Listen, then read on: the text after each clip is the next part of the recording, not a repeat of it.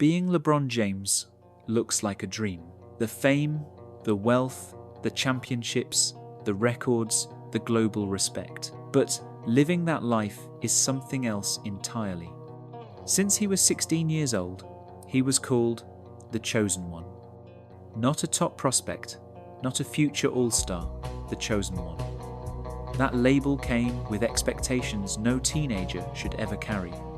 Every step of his career has been judged, questioned, and compared to Michael Jordan. Even now, at 40 years old, after 23 seasons, 4 titles, 4 MVPs, and breaking nearly every major NBA record, fans still ask if he's the greatest. They still nitpick finals losses from a decade ago. He's the league's all-time leading scorer, still averaging 25 points a game at an age where most legends have been retired for years, and people barely acknowledge how insane that is. Instead, they treat it like it's normal because he's LeBron.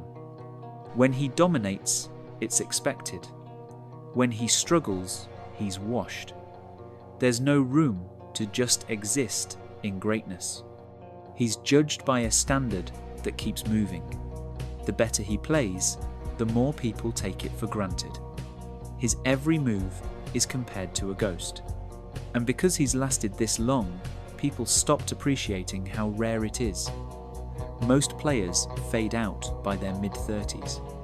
LeBron is still outplaying players half his age, still leading teams, still making history, and still carrying the weight of the entire NBA on his back. But behind the records and accolades is a man who's spent 2 decades never being enough for people who will never understand what he's given up. He's had to live a career where perfection is expected and being human is considered failure. Being LeBron James isn't just about being great. It's about constantly proving you belong while the world waits for you to fall off.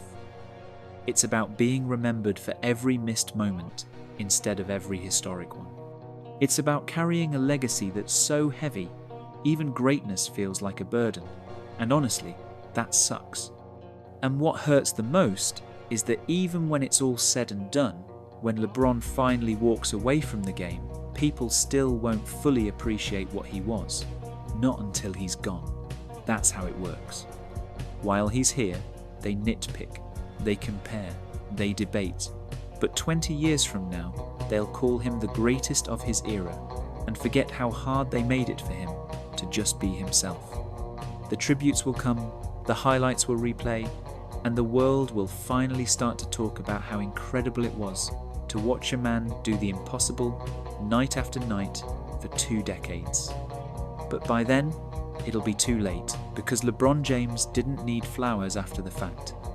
He needed grace while he was carrying the weight of the sport on his shoulders, and he rarely got it.